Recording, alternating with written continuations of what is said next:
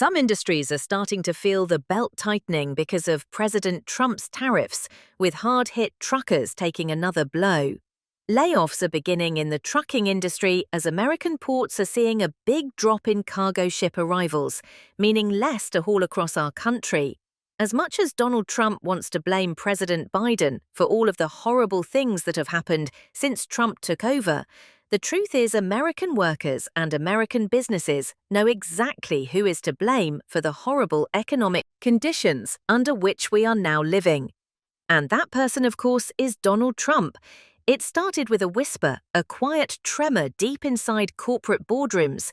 Then came the first cuts, then the announcements, then the panic.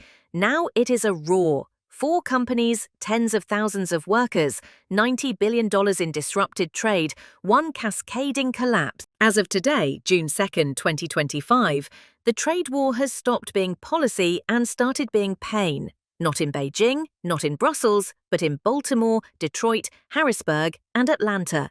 Inside the plants, warehouses, and shipping lanes that once powered the American economy. The headlines say it is about tariffs, about imports and exports. But the truth is much simpler. This is about jobs, and this week they are vanishing. The first crack came from Detroit. General Motors, once a symbol of American industrial might, now finds itself on the defensive. The company has announced 750 layoffs at its Oshawa facility, citing not demand, not automation, not innovation, but tariffs. Specifically tariffs on vehicles imported to the United States from Canada. The move was swift and jarring. The plant will drop from 3 shifts to 2. The workers, many of whom had been there for more than a decade, were told to clock out for the last time by the end of this quarter. But what made it devastating was not just the number, it was the timing. The layoffs were announced before the tariffs had even taken full legal effect. Executives made the decision not as a reaction, but as a preemptive retreat. They were not waiting to see what damage the trade policy might do. They already knew. Unifor, the union representing auto workers in Canada, sounded the alarm.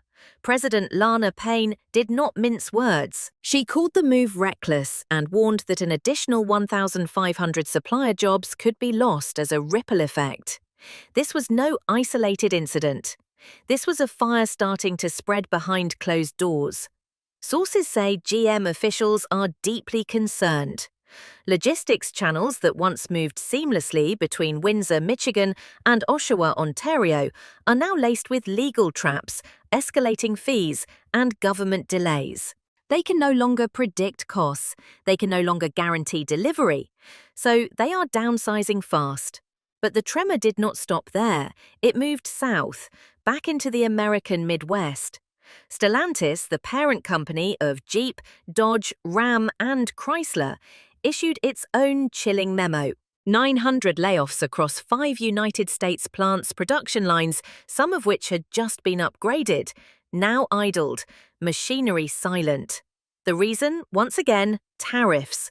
The company said it had to assess the full operational impact of the 25% import duties on auto parts and assembled vehicles. Their solution? Shut it down temporarily, they claimed. But workers were told to prepare for extended pauses and revised headcounts. The United Auto Workers Union fired back. They called the move unnecessary and cruel, accusing Stellantis of using tariffs as an excuse to cut labor costs. But behind the scenes, the fear is more profound.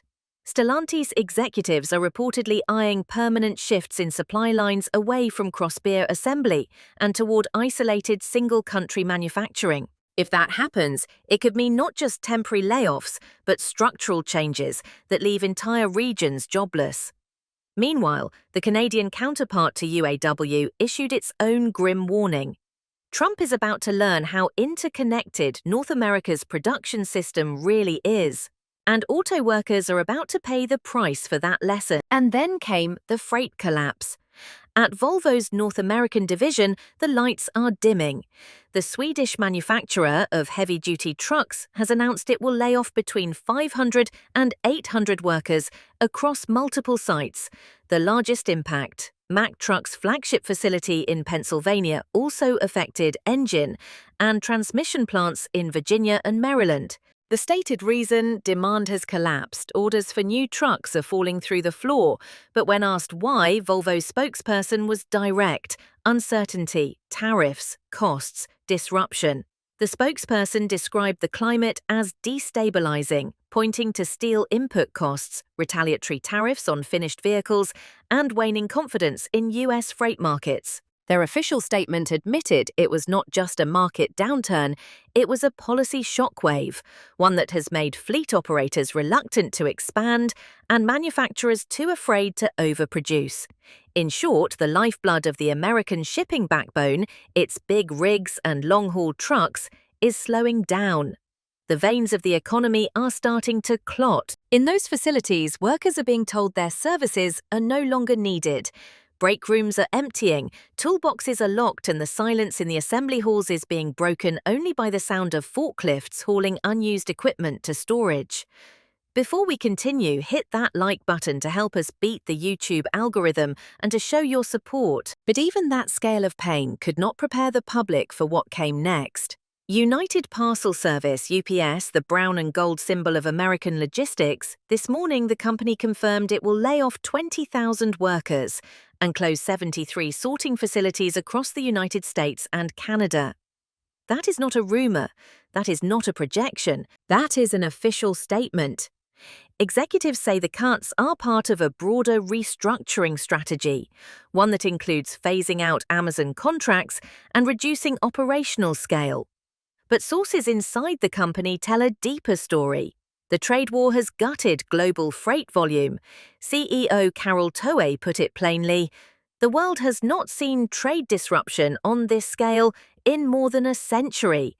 She warned investors that tariff volatility is wreaking havoc on planning cycles, routing, and overhead.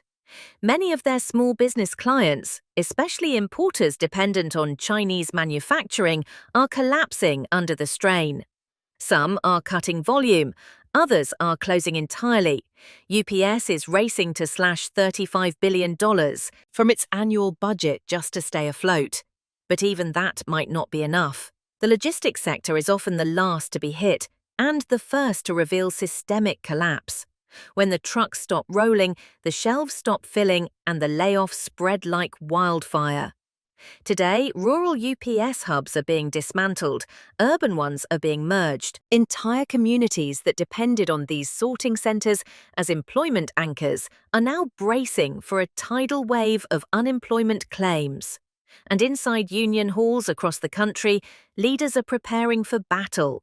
The Teamsters have already issued a warning reminding UPS that they are bound by strict job protection clauses. If those protections are breached, lawsuits will follow. Walkouts may begin. The battle is no longer political, it is personal. On television this morning, a small business owner from Toledo said the quiet part out loud during a live CNBC interview. With tariffs swinging up and down like a pendulum, we do not know what anything will cost next month. One day, I am profitable. The next, I am drowning. He paused and stared into the camera. How do you run a business like that? The clip exploded online. Lee Tai MLESET 35MEA. Millions watched as this man, surrounded by idle forklifts, captured the frustration of an entire class of entrepreneurs who feel caught between governments, supply chains, and collapsing demand. Before we continue, hit that subscribe button to show your support to the channel. Meanwhile, Wall Street is growing uneasy. Analysts are warning that tariffs as high as 50% on goods ranging from machine parts to electric vehicles are creating ripple effects in every corner of the economy. Some companies are passing the costs to consumers, others are slashing jobs. A few are moving operations overseas entirely, and globally the situation is deteriorating. China's Commerce Ministry issued a fiery statement this morning, accusing the United States of violating a temporary tariff ceasefire. Washington, they claim, has introduced new restrictions on tech exports and visa issuance, moves they say undermine the existing consensus agreed upon at the Geneva summit just weeks ago. Arthur Kroeber, senior economist at Gavekal Research, commented on the breakdown. Fresh hostilities are revealing the vacuum at the heart of Trump's trade policy. The strategy remains unclear. The consequences, however, are becoming very clear. In Brussels, the European Union is already preparing retaliation. On Monday, US tariffs on steel and aluminium were doubled to 50%. The EU described the move as deeply regrettable and warned it would add yet more uncertainty to an already fragile global economy. And as the world braces for impact, American workers are watching the clock and wondering if their job will be next.